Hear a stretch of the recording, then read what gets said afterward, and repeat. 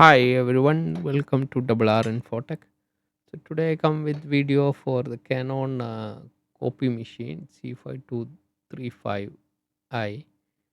So I will show you how to install the printer. So first you need to download driver. Go to the Canon website.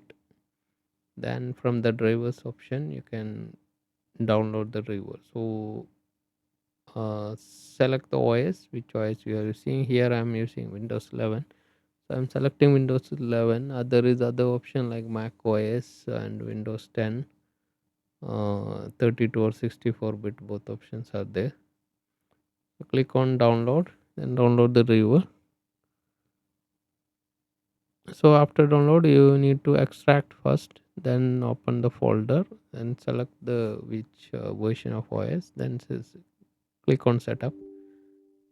Uh, so click next, then it will search for the printer, so you can find the printer with IP address and model number. Then click next, then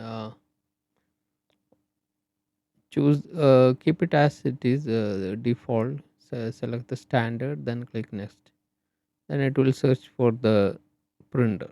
So if you have more than one printer, you need to make sure the IP address, it will show the list here. So make sure the IP address or model number, then click next, then it will start installing the printer. So for IP, you need to give static IP for the printer. So from the printer setting, from the network, you can give DHCP or static IP for that. So if you give static IP, the IP will not change. So it will be easy to find the IP.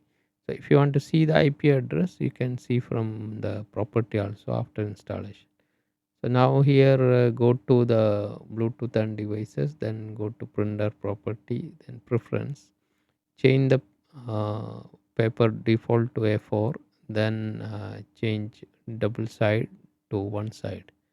So it will not print double side. So if you want double side to print, you can choose manually from here, from the preference. So thank you for watching. Please do subscribe and comment. If you have any doubt, you can comment me. Thank you.